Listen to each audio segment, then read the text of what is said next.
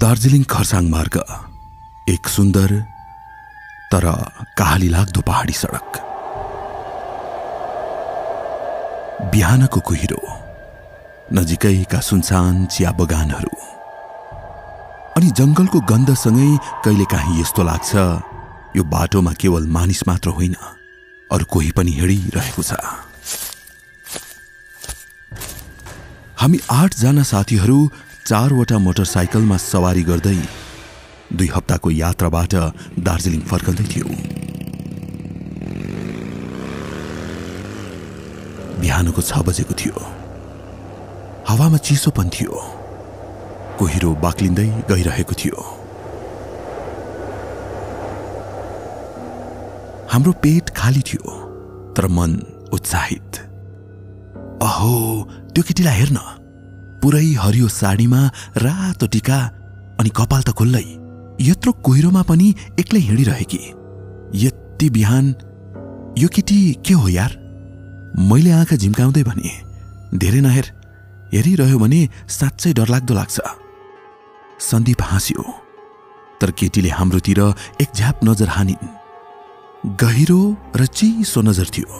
मलाई तुरुन्तै असहज महसुस भयो।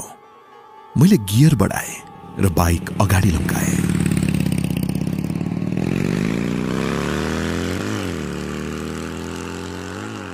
केही मिनट मात्र बितेको थियो, हाम्रो अगाडिको बाइक, जसमा अर्जुन र विकास थियो, एक्कासी बाटोमै पल्टियो। अरू पछाडिका 2 बाइक ठोकिए। हामी 2 जना चाहिँ अलि जोगियौं। सबै भाग्यले बाँच्यौं। तर घटना रहस्यमय थियो। किन लड्यौ? मैले चिच्याए। अर्जुनको गला सुकेको थियो। उसले बिस्तारै भन्यो, एक्कासी एउटा केटी सिधै बाटो काट्दै आइन्। डरले ब्रेक हान्दा बाइक चिप्लियो। त्यो केटी चाहिँ उही केटी, हरियो साडीमा। हामी सबै झस्कियौं। त्यो केटी हामी भन्दा पहिला त्यहाँ कसरी पुग्न सकी? हामीले उसलाई कुहिरोमा हराउँदै देखेका थियौं। तर उनी यहाँ यत्रो छोटो समयमा कसरी आइपुगिन् यहाँ? के यो सपना हो? उसको पाइला त सुनिएन नि। हामी एकछिन चुपचाप भएको चपेटामा थियौं। मैले फेरि फर्केर केटीलाई हेर्न खोजे, उसलाई चेतावनी दिन, तर उ गायब थिए।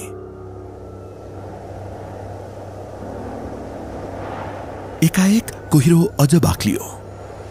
चिया बगानको पातहरू हावाले फरफराउँदै आवाज गर्न थाले अनि सुदूरमा कुकुर कराइरहेको सुनिन्थ्यो। यो शान्त वातावरण अब शंकास्पद र अज्ञात लाग्न थालेको थियो। हामीले कुनै बेला सोचेका थियौं यो सामान्य घटना होला, तर त्यसको साँचो भय त अब सुरु भयो जब हामी केही किलोमिटर परको सानो होटलमा रोकियौं। त्यहाँ हामी सबै हतारिँदै नास्ता खोज्न गयौं, तर होटल बाहिर उभिएकी थिई उही केटी। हामी सबैका हातबाट हेलमेट एकाएक खस्यो। सन्दीप त छेउको कुर्सीमा ठोकियो। हाम्रो एक साथी रोहनले हिम्मत गरेर सोध्यो, तपाईँ यहाँ कसरी आइपुग्नु भयो? तपाईलाई त हामीले उता देखेका थियौं। उसले केही बेर मौनता राखी, फेरि एकाएक मुस्कुराए, म त एकछिनमा जताततै पुग्न सक्छु। यो वाक्यले हाम्रो रगत जमायो। त्यसपछि उसले भनी, मलाई केही किलोमिटर अघिको मोडमा जानु छ, मसँग साधन छैन। तपाईहरू मध्ये कोहीले मलाई छोडिदिनुहुन्छ कि? हामी सबैले एक अर्कातिर हेर्यौं। कोही आँखा जुदाउन चाहन्न थिए। अन्ततः डराउँदै 2 जनाले जाने निदो गरियो। तर जब हामीले केटीलाई बोलाउन भनी फर्कियौं, ऊ फेरि गायब। हामीले होटलका काउन्टरमा बसेका बुढो मान्छेलाई सोध्यौं।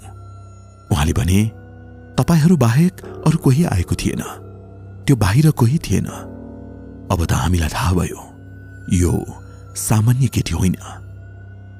हामी त्यहाँबाट हिँड्यौं, तर मन झन डरले भरिएको थियो। चिया बगानहरू अझ अँध्यार लाग्न थाले। जंगलको चिरबिराहट त सबैभन्दा डरलाग्दो।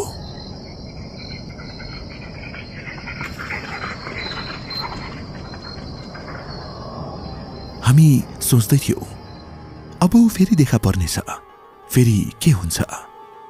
तर त्यो दिन हामी भाग्यशाली थियौं, ऊ फेरि देखिन। तर भय त्यो हरेक मोडमा साथसाथै हिँडिरहेको थियो। पछि थाहा भयो ती होटलवाला बुढोले भने, केटा हो, त्यो केटी सायद दिपाली हो। 5 वर्ष अगाडि उही मोडमा गाडीको ठक्करले मरेकी थिए। त्यो दिन उसले हरियो साडी लगाएकी थिए। शव फेला परेन, कसैले उसले आत्मशान्ति पाएन भन्छन्। त्यसपछि उही ठाउँमा उसलाई हरेक यात्रीले देख्छ, विशेष गरी युवाहरूले। मद्दत माग्ने निहुमा साथ चाहन्छे। तर एक पटक बाइकमा चढेपछि त्यो बाइक कहिले फर्किँदैन। अन्त्य कि सुरु?